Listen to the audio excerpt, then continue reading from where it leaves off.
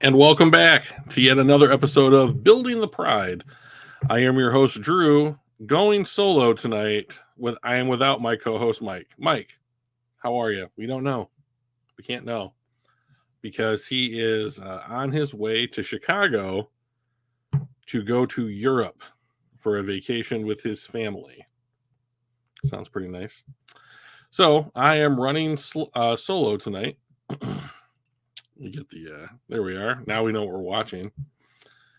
So hopefully we will get some good questions in the chat and we'll have ourselves a lovely little conversation. We are in the midst of the doldrums of the NFL season, unfortunately. And we're waiting for the preseason to happen. We're waiting for mini camp and training camp to happen so that we can get some news on what's going on with the Lions. One thing that we did have, luckily for us, is we still have other shows trying to make football content like Pro Football Focus. And if I can just bring them up here on my computer, they recently ranked the Detroit Lions, or they recently ranked all 32 teams in the NFL. If I can just find it here, overall roster strength. And I kind of wanted to talk about that today because I don't quite agree with it. And the weird thing is, I don't think that everybody at PFF agrees with it either. So let's kind of jump in. So the first things first, they rated San Francisco, Kansas City, Philadelphia, the New York Jets, which I just find unbelievably weird that they would have the Jets as the fourth best roster in the NFL. But whatever. Baltimore and then Detroit. But when I was watching their show, hey Donkey Kong, what's going on, man? If you've got any questions at all tonight, feel free to just put them in the chat, buddy, because it's me by myself, so we might as well have fun. When I was looking over PFF's roster rankings and saw that Detroit was sixth, I was pretty surprised. And then I thought about it. And I thought, well, considering where this roster was 3 years ago, to go from a 3-win team that honestly didn't look like it had much to NFL media analysts thinking that it was the sixth best roster of a 32-team league is a real accomplishment. But I still think that's too low. So I went on to PFF's site and I watched the podcast where they were discussing these rankings, and both the lead analysts, Sam Monson and Steve Palazzolo, thought that Detroit, in reality, had either the most or the second most talented roster in the NFL. So a far cry from sixth. And I think there's a major difference between the teams they put above. Hey, what's up, Hatters? If you've got any questions or anything you want to talk about, throw it in the chat, okay? Because it's just me by myself tonight, so it's a great time to get any questions you want answered or discussion topics you want in. All right, so right now we're kind of talking about PFF's roster rankings. Oh, you're driving. Well, that's perfect, right? I always put a podcast on when I drive, so it makes a lot of sense. PFF has rated the Detroit Lions roster the sixth best in the NFL. Now, I think that's low.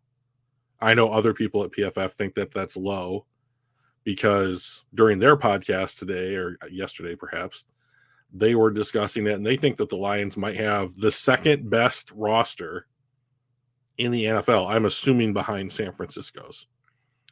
And I could kind of see that, to be honest. Like, San Francisco has arguably the best talent. You think it's third? Who would you have in front? I would say San Francisco. Are you going to put Kansas City there too? So, San Francisco, I can kind of see. Like, I do think that Bosa is better than Hutch currently. Of course, Bosa, I think, is in like his 7th or 8th season in the NFL, and Hutch is going into his 3rd. It's just Hutch's 3rd season, right? We'll find out. Let me just click and find out exactly how long Bosa's been in the NFL here. He's 27.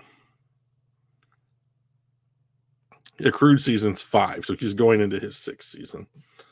And then let's take a look at Detroit's here real quick. I can't believe I don't remember how long Hutch has been in the league. Excuse me. 2 seasons. He's going into his 3rd. My goodness. So, San Francisco and Philly need to see the defense improve. That seems legitimate. I think that they will. I think Mike and I talked a little bit about this last week on the show, but I really think that the investment that the team has made in cornerback this offseason is going to pay real dividends, because there's always been this debate, like, how do you build the defense? Like, do you build it from the line or do you build it from the back 7? And you missed last week's show. Well, I'll catch you up right now, buddy. There's always been this kind of debate, like, where do you start? My personal preference is you start the closest to the ball that you can get. We had Dr. Eric Eager on, who is now with the Carolina Panthers, and he said the further away from the ball that you get, the further away from the quarterback that you get, the more variables you have to take into account. So like, what route is the wide receiver running? Where are the quarterback's eyes? Like, what was the alignment? All this other kind of stuff. So a defensive lineman can be like, I have to beat the guy in front of me and sack the quarterback. So I've always kind of thought you build from the beginning, you build from the front to the back, and I don't know if you could say Detroit really did that. I mean, they did go McNeil and Onwuzurike, and then next year they went, so that was a 2nd and 3rd round pick, and then they went Hutch and Pascal. So there were 4 defensive linemen right off the bat for this regime in the first 2 drafts, like high, 1st or 2nd, or 1 first round pick, 2 second round picks, and a 3rd. And McNeil was the 3rd of all the, that's crazy. So Hutch by himself hasn't proven that he can just get home like guys like Myles Garrett, TJ Watt, Nick Bosa can do currently. And maybe that's coming this year. That would be great. Nice. I like it when we agree. But, if the secondary can't cover, it doesn't matter how fast your defensive linemen get home, because, the quarterback's going to have the ball out of his hands in like under 2 seconds. And there's so few defensive linemen that can react to the ball being snapped and then get home and prevent the pass from being completed, right? So it takes a combination of both things if you're going to have a solid overall defense. And, they have tried to add in the secondary part of it, right? Like, we're going to develop guys like Jerry Jacobs. Will Jeff Okudah's career be resurrected? That kind of thing.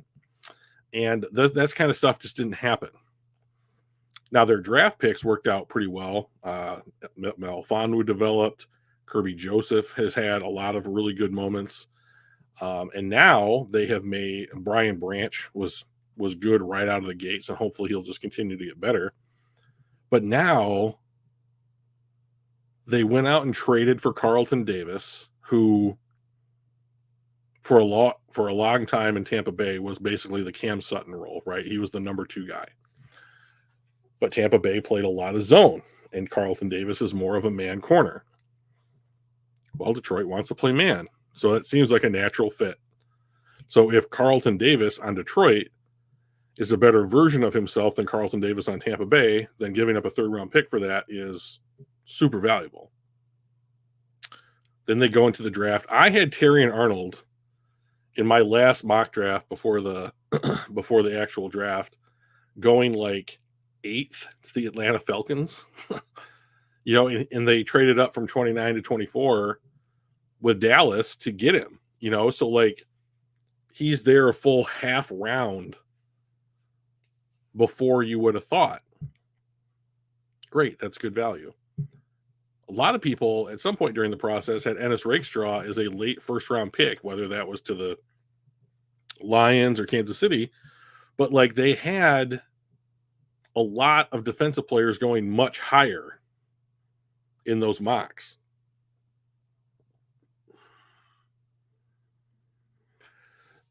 I don't know how much they're going to disguise their coverages, because I think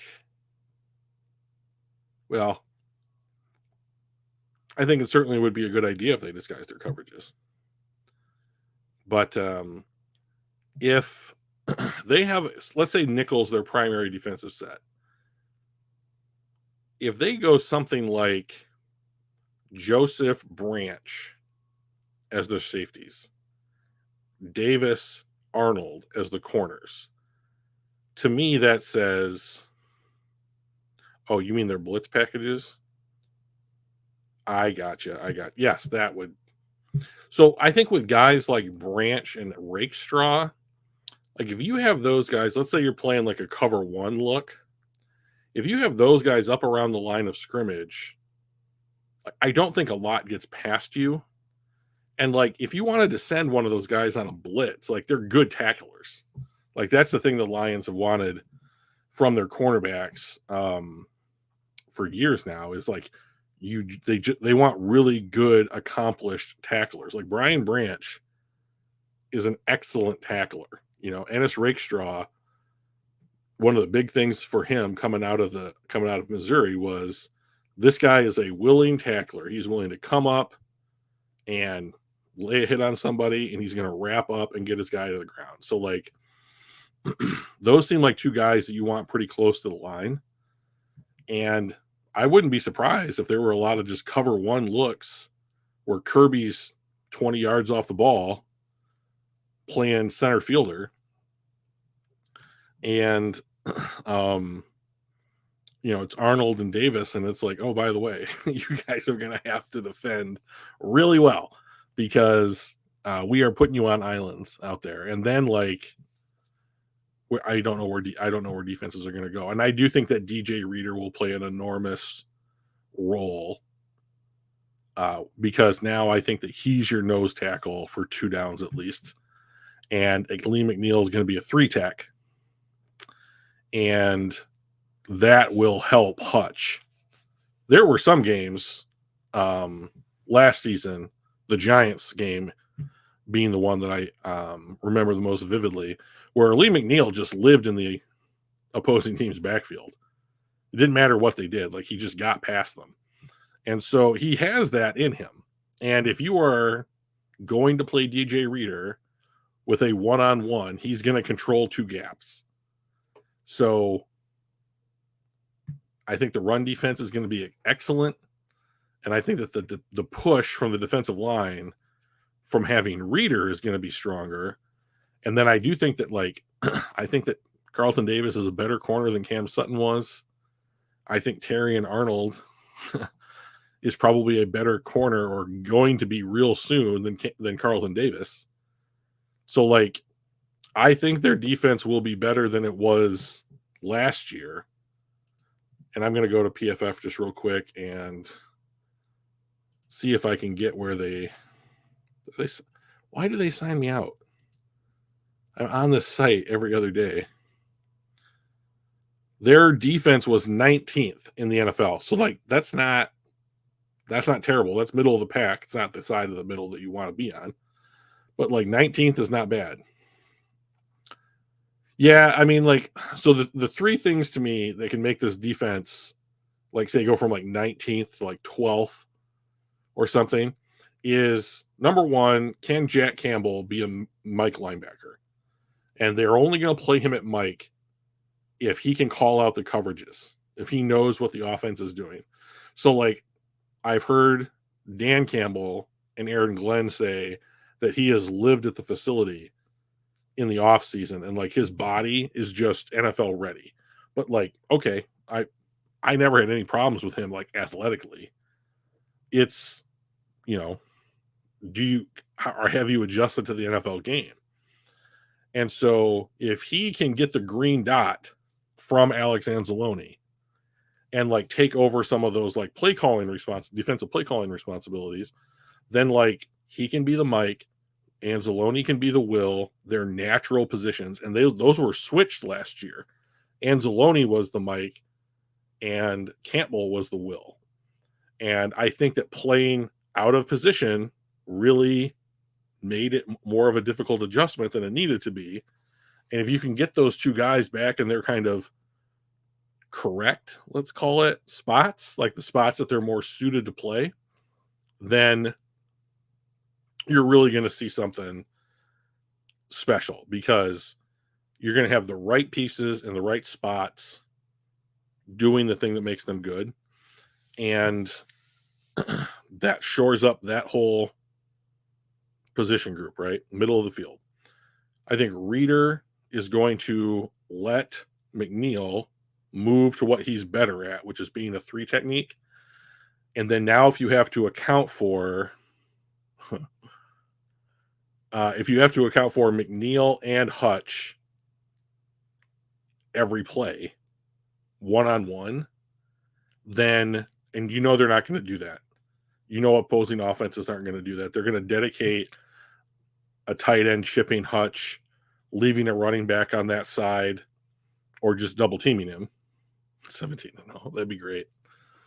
Shut those Dolphins up for God, they're so annoying. You played a 14-game season, Miami. Like, let's relax. It was in the 70s. So, I mean, if you have Reeder occupying the A gaps on either side of the center, and then McNeil and Hutch, that's a lot to deal with. And then all you need is somebody to distinguish themselves at all between Pascal, Betts, Davenport, Houston on the other side. And whoever comes out of that grouping, as the guy they're going to give the most snaps to, then, they're going to have the easiest time that they can have on the field. And so, like, I just don't know how this team is not better on defense. I just can't see it. The only thing I think that really prevents us, there's 2 things that I think are going to really prevent Detroit from maybe taking that next step. And that's, can they stay healthy? That's always a problem for everybody, for every team in professional sports. That's a problem. But the Lions have not been injury bit the last couple seasons. So can they remain healthy? Stupid week 5 bye week's not going to help that, but we'll keep our fingers crossed. And then they are playing a first place in the division schedule this year. So there's a lot more teams that are better quality on their roster this season. And everyone knows who the Detroit Lions are now. It's not a surprise anymore. And you're going to get people playing harder against you. You're going to get teams' best shot because they know you're good and they know that I think our strength and conditioning has greatly improved. Yeah, they have nothing but positive things to say. You know how they do, like the NFLPA does that report card every year? I think Detroit got rated either a B or an A- on their strength and conditioning program. So I think the players see the value in it. We are now the mighty Detroit Lions. Yeah, kind of. So, and like, you get that reputation because you went to the NFC Championship game. You went into San Francisco and you controlled that team that everyone thought was great. They knew San Francisco was good. San Francisco goes to the NFC title game or the Super Bowl like every other year for like the last 4 or 5 years. So they went in and laid that team. They were up 27-7, weren't they, at half? I think it was something like that. Now, Mike likes to say it was the bounce off of a face mask that caught, that was the difference between them going to the Super Bowl. But like, I tend to think there were a lot more little things that prevented the Lions from reassuming control of that game in the second half. But like, the Lions played a great season. They were, what were they, 12-5? Yeah, 12-5, right? We I think have a chance to be better than that. So like last season, the Detroit Lions scored 461 points over 17 games. So that is 461 divided by 17 is 27.1 points per game, right? So let's just round that down to 27. You should be winning a lot of football games if you are averaging 27 points a game. So if the Lions score, if they average that or even a little bit less than that, actually, then they should be in a real good spot to win the division. But they also gave up 395 points. 395 divided by 17 is 23. So the Lions games on average last year, if you just did the math, would be like the Lions win 27-23. So that's, more than a field goal, right? Their margin of victory was. So, and like thinking about it, like there were a couple of games, like the Baltimore game is the one that jumps to mind, where it was just like, that wasn't even close. That was like 35-3, something like that. That's a huge discrepancy. Like if you swing those two things back in there, if it was 27-30, 35 or 31 or something like that, it's a whole different ball game. But if the Lions can get the let's just say that they dropped this 395 point total, which was 23rd in the NFL. Say they drop that down to 375 or maybe like, I don't know, like 350, something like that. So 45 points over 17 games is less than a field goal. So 2.6. So if they averaged, if they keep teams from kicking one field goal a game difference because of their defense this year, like their margin of victory is almost going to be a complete touchdown. So, I mean, can you imagine starting games a touchdown up?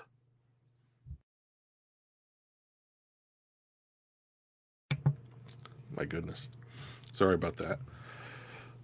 That's a big advantage. So,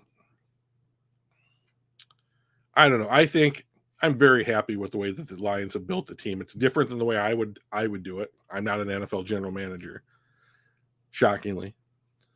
But I think Brad has shown me there really is a bunch of different ways to do it. And his way is yielding a lot of really positive results. So kind of hard to be it doesn't look good to complain when you're winning, right? At least I don't think so. Is there anything you guys want to talk about, like topics you want me to touch on? Because I'm here for you guys tonight, and like, to be honest, it's going to be this format for the next 2 weeks. So I mean, Mike eventually comes back from Europe at some point in the distant future, it feels like right now. But like if you guys want like particular content, I don't care what it is. Like if you guys want to do like 2025 drafts, I'm here for it. If you want to talk about specific things to do with the team, like I'm here for it. But like, if you are one of the few people in chat right now, 2025 mock draft, all right, we'll do it. We'll do it here in just a second. But like, if you want specific content, I am the sole decision maker for like the next 2 weeks after tonight. So like, let me know, and like if you were Donkey Kong or Hatters and you're the only two people in chat, like guys, sky's the limit. So All right. All right, Hatters. I'm going to go to PFF and I'm going to queue up the mock draft simulator, okay? And we'll do a 2025 mock. Now, I had said that before you said. Oh, so we're on the same wavelength, I'm hearing. Excellent. All right, buddy. Well, it's me and you, ride or die. Oh, Donkey Kong is on board too. All right, guys, here we go. So, do you guys want me to do? I can only do a max of 2 rounds, and I barely know the players yet. So, do you guys want me to do a round 1 mock and we can just talk about the picks? Or do you want it to be like Lion specific?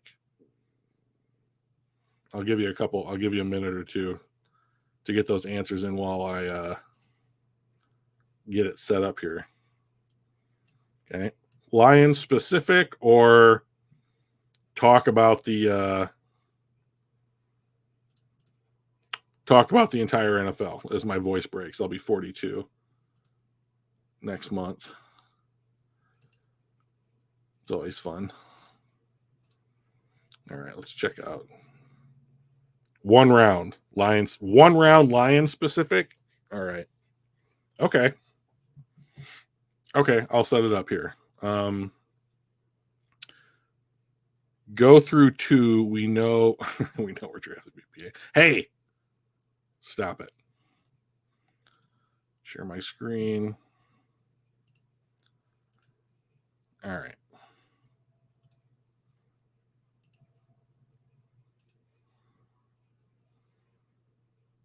Can you guys see it?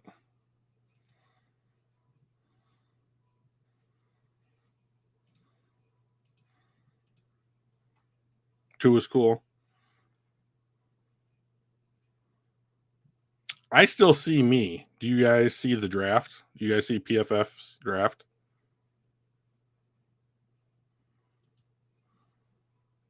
You don't see it. Well, all right. I've done it wrong. Stop sharing. Present. Share screen. That one. Share. Do you guys see it now?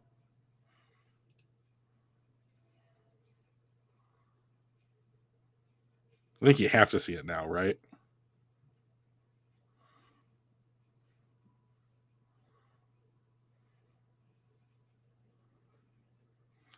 All right. Well, we're going to get started here. Okay. Thank you, headers. All right. Okay. So I've got this set up. We're going to be picking for the Lions. So I'll make some points here just real quick. We're going to take it a little bit slow. Do that. Do a little bit more random. We are going to pick for the Lions. We're going to do 2 rounds. And the order of the mock is based upon DraftKings Super Bowl odds. Okay, so that's how they've determined the picking order. All right, let's jump into it. Enter the draft. Start draft. James Pierce, Will Johnson, Michigan. Hooray. All right, we're doing great. Travis Hunter, Mason Graham from Michigan. I like Michigan. I don't know if you guys were aware. Harold Perkins. There's just no way safety's going that high. Jim Harbaugh takes a Michigan guy. That makes a lot of sense. Okay, so let's just quickly take a look at the. Let me jump back over here and just make sure everybody can. All right. Let's just take a real quick look here. So this guy James Pierce, he's an edge rusher from Tennessee. PFF likes him to be the number 1 overall pick next year, and like we know that if the Panthers have the number 1 pick, they're not taking a quarterback, right? They have Bryce Young, and right now Carson Beck isn't good enough to be like, well, we're out on Bryce Young after 2 years. Patriots took Drake May. The Broncos took, oh God, the kid from Oregon. How quickly we forget. Bo Nix, got it. I'm awesome. Tennessee has Will Levis. New York might be the first team on this list that might want to draft a quarterback, right? So going wide receiver.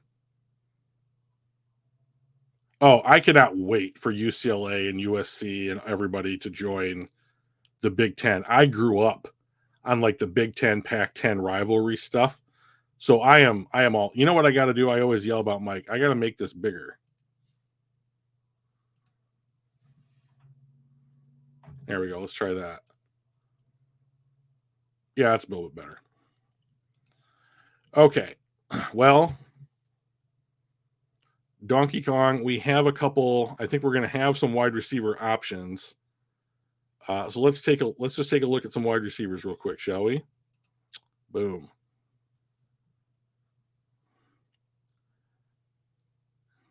Okay. Amika Egbuka from Ohio State has been a guy that people have thought would be a first round pick for at least 2 years now. He had an unbelievable game in the bowl game 2 years ago. He had like 300 yards receiving. So like, let's take a look here just real quick. 83 grade a year ago, 72 grade this last year. He played in 10 games. He played in the slot more than he played out wide. He had 41. He must have gotten hurt. 41 catches on 60 targets for 500 yards and 4 touchdowns. Let's take a look here. 6'1", 205. Oh, he's a senior. Wow. It's interesting. Okay. So, like, I don't mind this guy at all. Like, let me get off this page here real quick.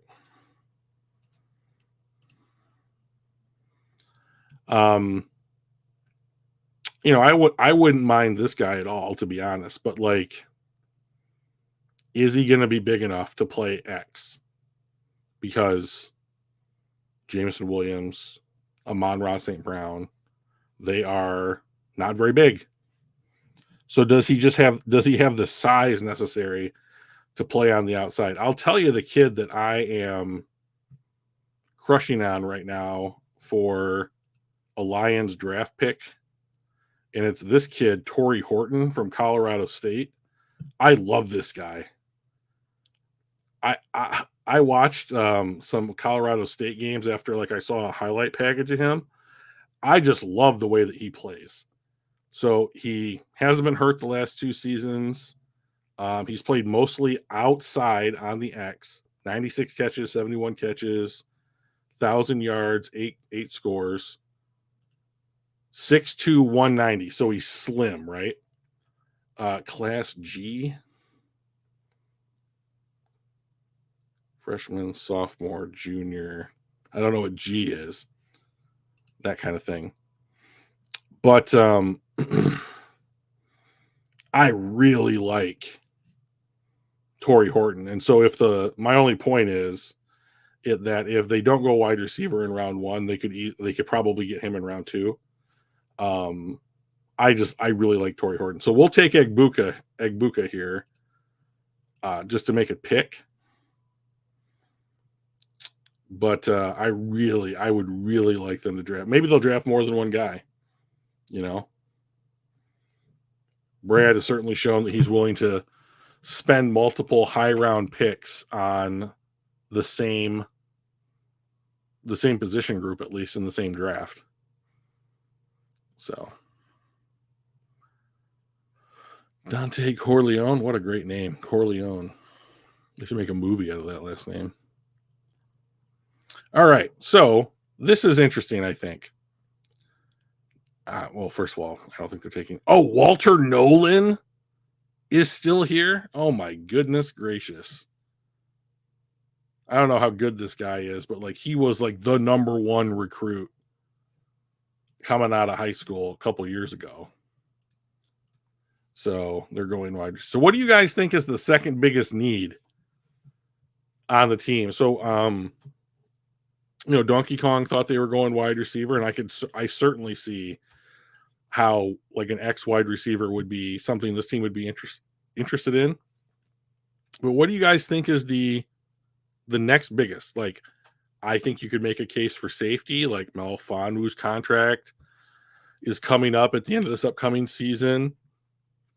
Do you move Branch to his spot long term? And then you have Branch and Joseph as your safeties.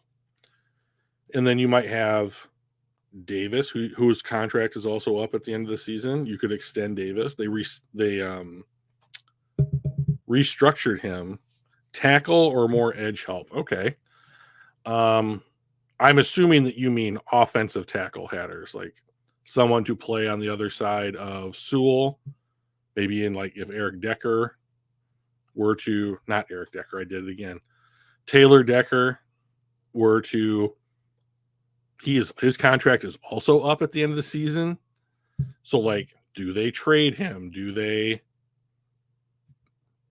extend him? Do they let him walk? I don't think that Brad Holmes will let Taylor Decker walk. So I also think he's not going to trade him because that means messing up the continuity of the offensive line in the season. And they don't have a replacement. They don't have like you had this rookie last year that you're developing, like ready to go at left tackle. So that leaves extending him, right? So, all right, well, let's just say they let him go. Who do we have here as far as tackles are concerned? Ooh.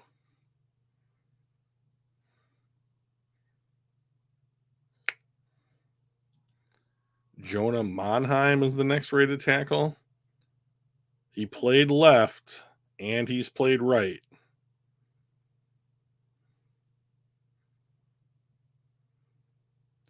Looks like he's been relatively healthy.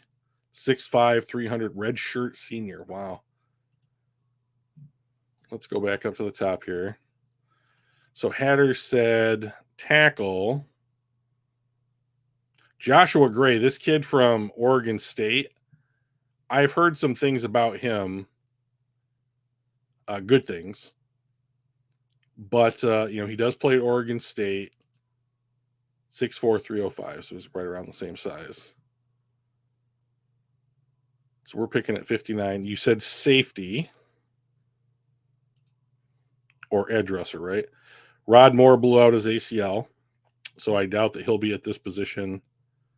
Keon Saab, the trader that transferred out of Michigan, or Shiloh Sanders. I do like Latham Ransom. I think he's a pretty good player. I hate that he goes to Ohio State, but what are you going to do? Or you said edge rusher. I've heard of Stackhouse. I've heard of Bear Alexander. I thought Bear was more of a DT. Didn't have a great year last year. Of course, USC's defense last year was abysmal. 6'3", 313. Like, he sounds like a three-tech defensive tackle to me. Let's Aeneas Peebles. Wow. 86th grade. That's a big jump, huh? Doesn't look like he's been hurt. 6 sacks. A gap, B gap. Well, that's interesting. He's rushing mostly in the B gap. That feels more like a 3-technique tackle than it does an edge rusher. So, what are you guys thinking? You just want to make sure our offensive line is solidified no matter what. Yeah, I think that's a completely legitimate strategy. All right, well, let's go back and we'll take a look at tackles. We'll take the top tackle. We'll make it like a developmental guy. We'll take this kid from USC, Jonah Monheim.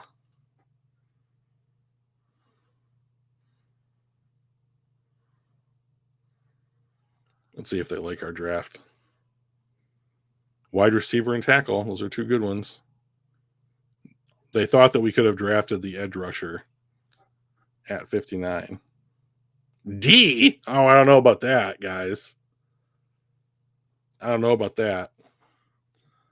So anyways, like, and like, I do think that, like, if they take an edge rusher, like, they're in a good spot now. right? So like I took a break from the Lions like 5 or 6 years ago because I just couldn't take it anymore. I like it too, to be honest, Hatters. And like so I paid a lot of attention to what Baltimore was doing. And like Baltimore for a lot of years found themselves near, late 20s, early 30s when they were picking, and they would always just take the guy that shouldn't have gotten to that point in the draft, right? So like the most famous example of them is like when they went Kyle Hamilton at like 12 or whatever it was, 14, and then they went Tyler Lindenbaum from Iowa a little bit later in the first round. Like those two guys, quote unquote, weren't supposed to be there, right? And so they just picked up those guys. Now Kyle Hamilton has developed into one of the better young defensive backs in the NFL, and I think that would be great. Would I rather have Kyle Hamilton or Brian Branch? I don't know, but like I think Kyle Hamilton is a little bit further along in his development, but like we got Branch at 45 and not 14. So I mean, like I do think there's an opportunity cost there.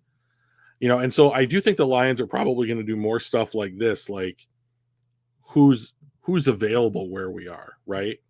Now, I think Donkey Kong said that that's best player available.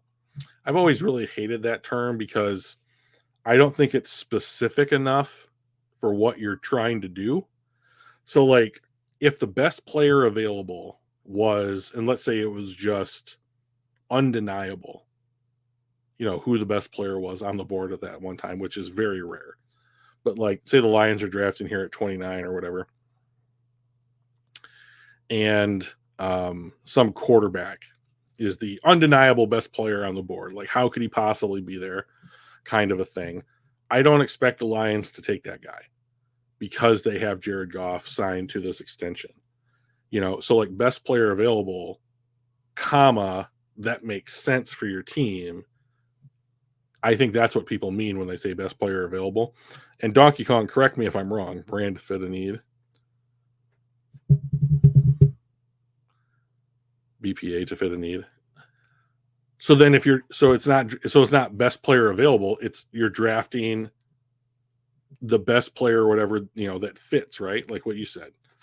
So like I still have a real hard time thinking that a linebacker, a running back, a safety, a center is worth a first round pick because of what you have to pay on the open market to go get a guy to fill that slot, right? But if you're doing things like we drafted Jahmyr Gibbs at 12, he had a really good rookie season. If he follows that up with a really good sophomore or rookie season or second season, then like it doesn't matter because you hit on the player, right? It doesn't matter as much because the player is good. Like Brian Branch, pick 45, good player. Sam Laporta, 34, I think, was the second best tight end in the NFL last year. Depending on who you want to put but like he was just, these guys just burst onto the scene and were productive. I mean, can you imagine what the Lions season would look like last season if you didn't have the production from Gibbs, Laporta, and Branch? It's just crazy. However, like what we have started to see is that now the guy that handed out these contracts to Goff, Sewell, and St. Brown now works for the Commanders. But like, are they going to continue with this kind of philosophy where they are going to be, we'll make you the highest paid player at your respective position? And like they can do that now because they're still really young and you still have a bunch of guys on rookie deals. But you cannot give everybody a deal that makes you a top 5 highest paid player at your position and pay guys like Jack Fox and pay guys like Jalen Reeves-Maybin and pay guys like whomever the next one of those guys are, and expect to be able to keep the top end of your roster. Yeah. I mean, like,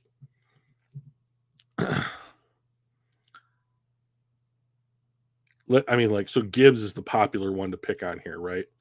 But like, you take a running back at 12, he's going to have to be something special.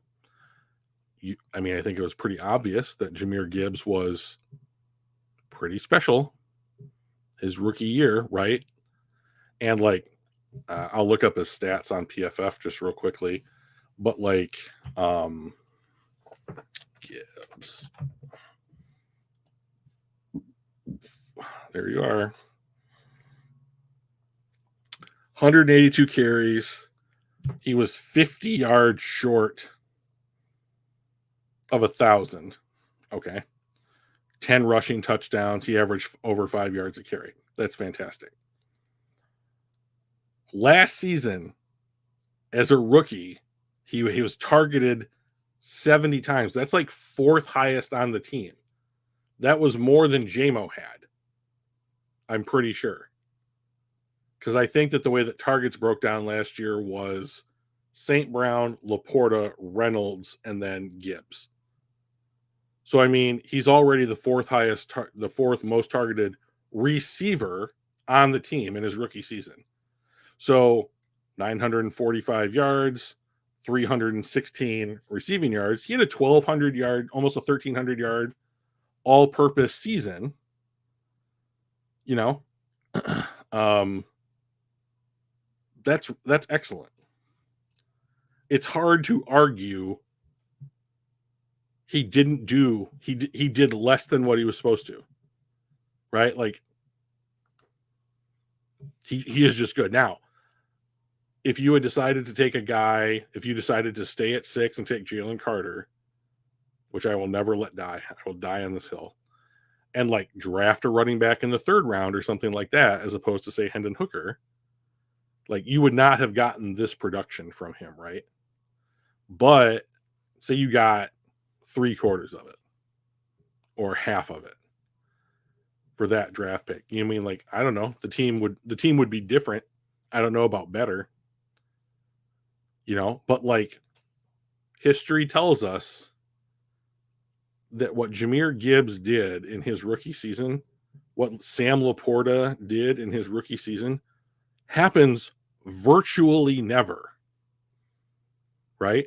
So when I'm saying, like, don't take a running back in the 1st round, they don't work out most of the time. Like, Detroit is hitting on the long shot here. Now, why are they hitting on the long shot? Is it because there is something intrinsic to the way that they make decisions about players? Well, it's really starting to look that way, right? Is it luck? I mean, luck's got to be a part of it. O-line and Ben Johnson.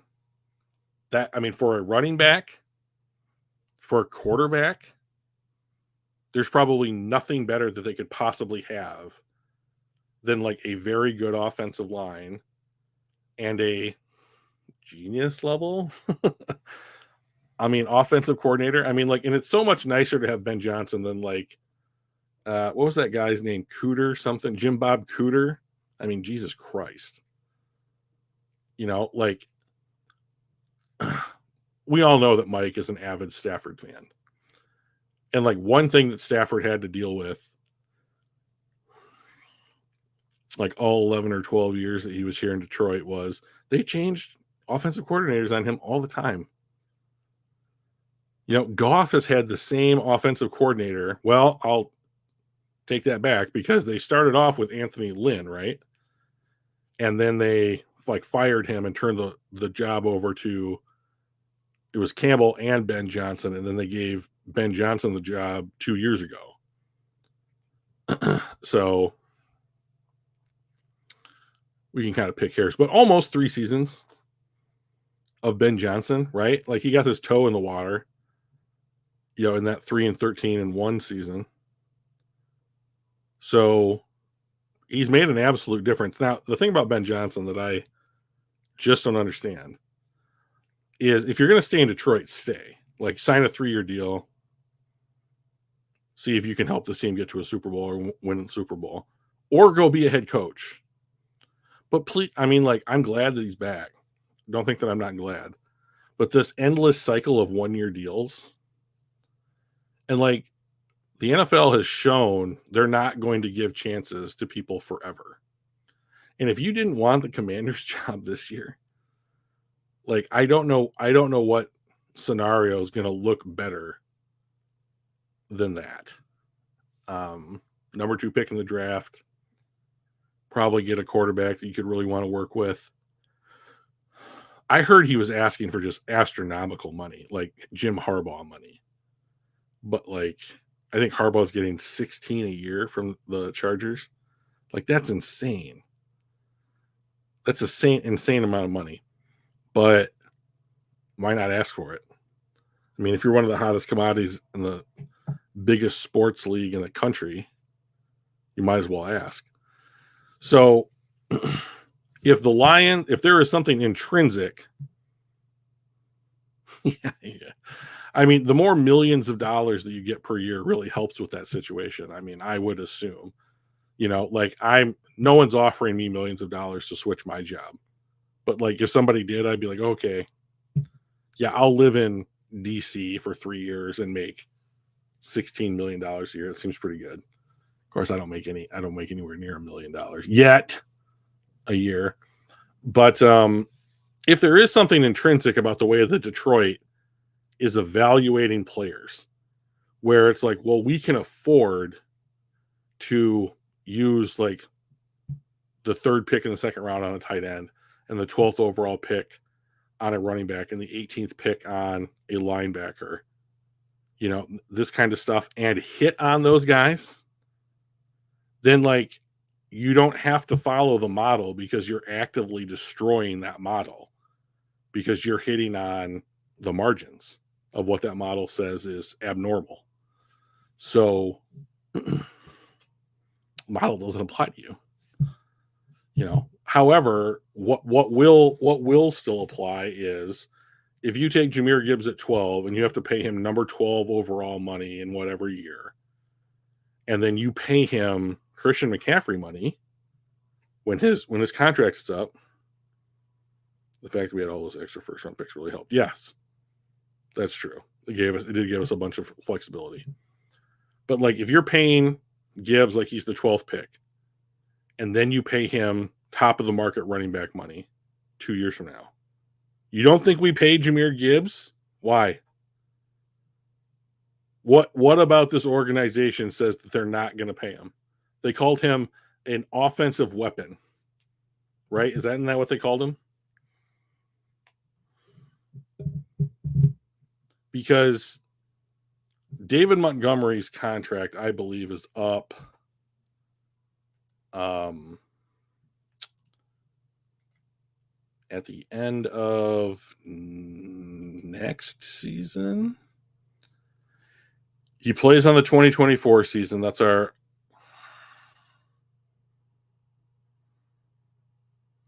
Yeah, this upcoming season is the 2024 season. Man, I am crazy. And then he has one more season after that. So he's up through this year and next year. And then he's a free agent, and we have a void year on his contract. And then Gibbs, where are you, Gibbs? There you are, right there. He's paid up through the following season. So if what you're saying, let's see what you said here, because he will get hurt once. He takes the vast majority of the payload. I have a feeling, just a feeling. So Mike and I don't know, 50 episodes ago or something, we did this look at 1st round running backs, and we charted things like, did the team that drafted them give them another contract? Did they get hurt? Stuff like that. And like more than half of them have some kind of season-ending injury. And if I recall, Gibbs missed 1 or 2 games last season, let's take a look. All these stats are available to us. 1, 2, 3, 4, 5 weeks 5 and 6, 7, 8. He missed weeks 9. That could be a bye. 10, 11, 12, 13, 14, 15, 16, 17, 18. So he missed 3 weeks last year, one of which is probably a bye. So he looks like he missed 2 games. So if he misses 2 games, that's fine, right?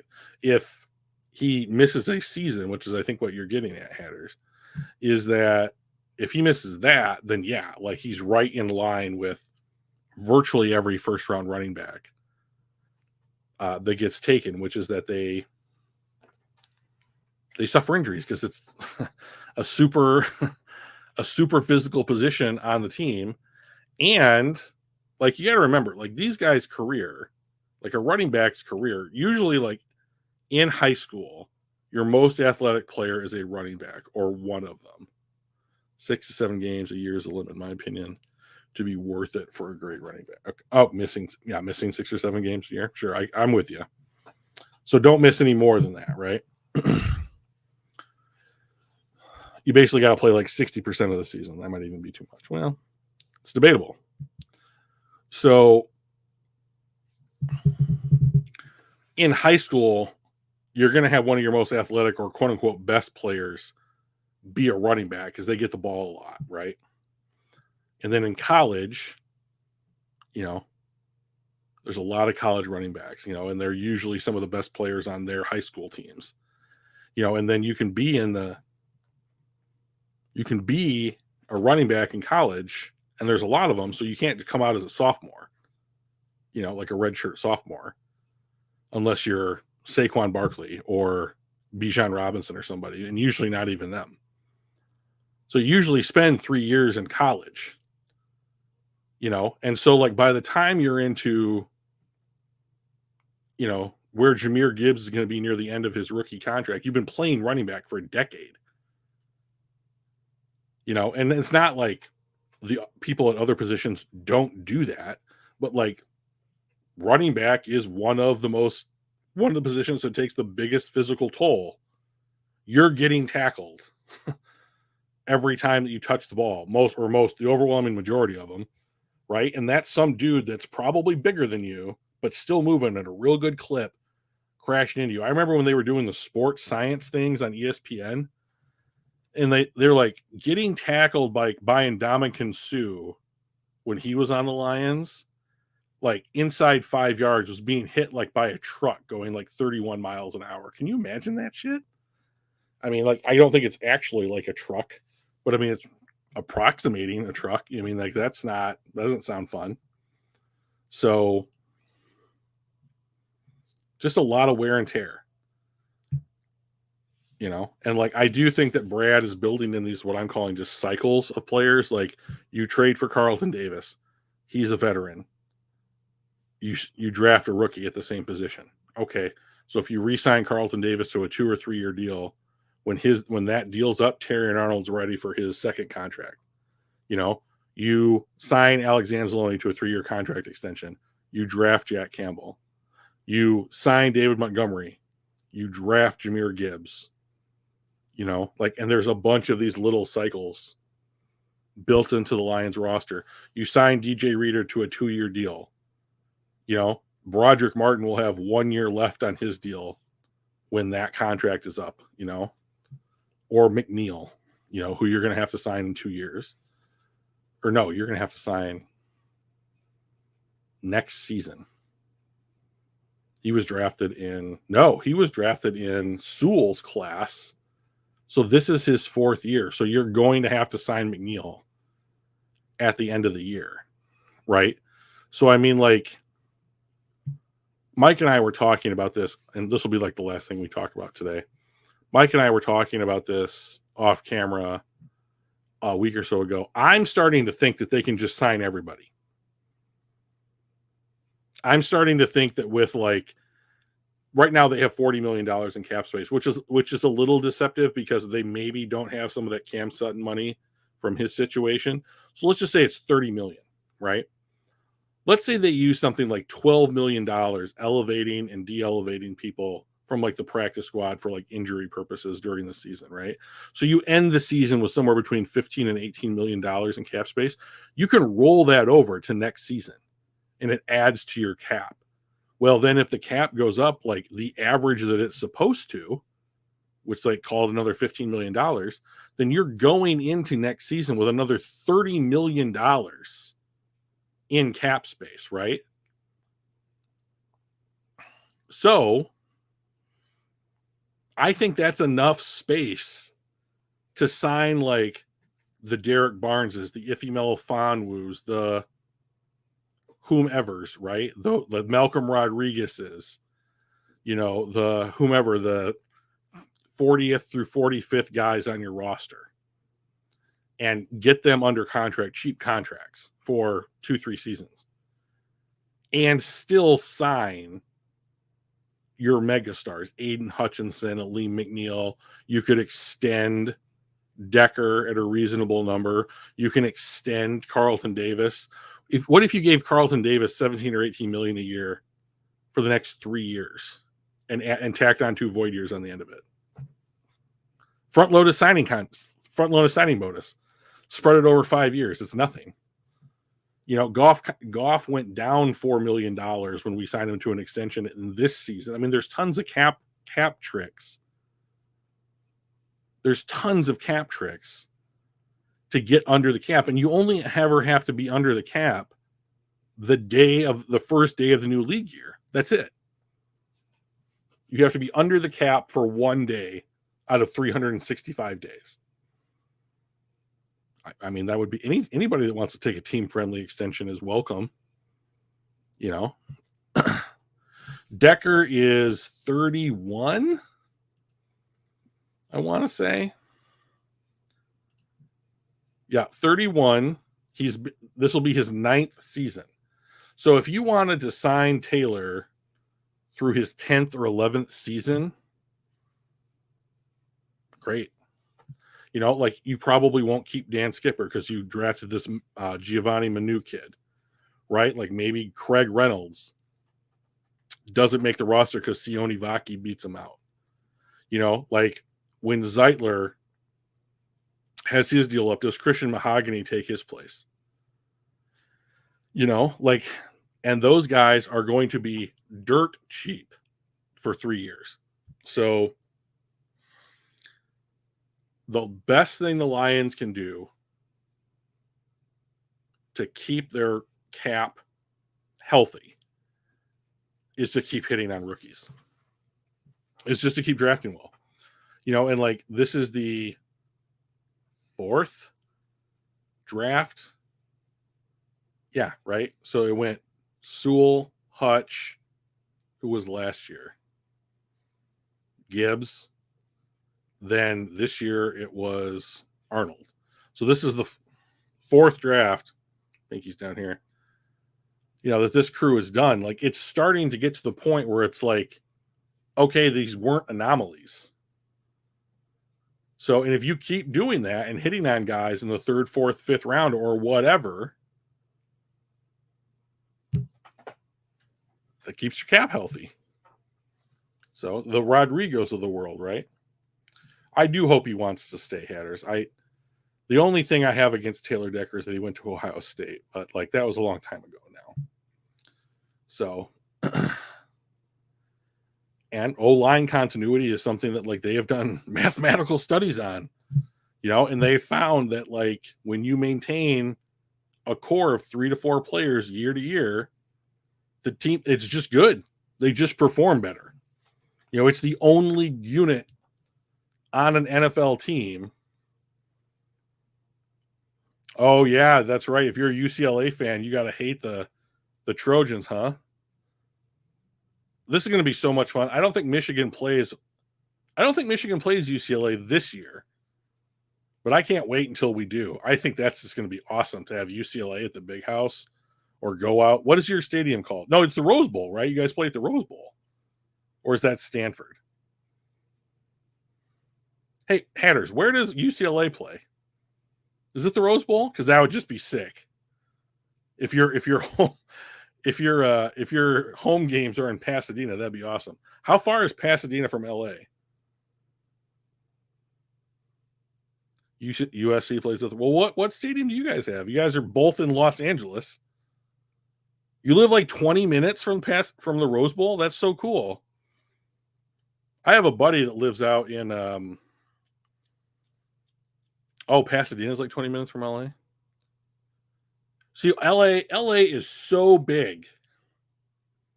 Like it's like, I know it's not the most populous city in the US, but like it might be the biggest like geographically. Oh, at the Coliseum. Hey, let me ask you this, Hatters. I didn't know you lived on the West Coast. Is it irritating when shows start at like 8 a.m. for you out here on the East Coast? That's got to be irritating, right?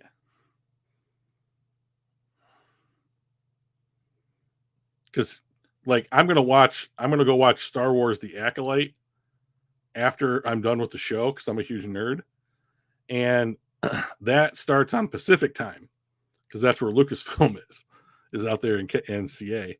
So I mean, like it's a bummer for me because I'm like, oh shit, I gotta do math. It's just 3. You're just adding 3, subtracting 3, but like I would find it irritating. If you love Star Wars, dude, I've got another podcast. You can find it on Spotify called Mediocre Conversations with Tom and Drew. And that's all we talk about is Star Wars. So if you just want to hear my voice more, but you want to hear me talk about Star Wars, check that out. We'd love to have you listen. Sometimes you wait until later. That's good. So, I'm going to wrap it up here. This is just over an hour. I want to thank Hatters and Donkey Kong for being in chat and helping me with the direction of the show. Mediocre Conversations. Yep.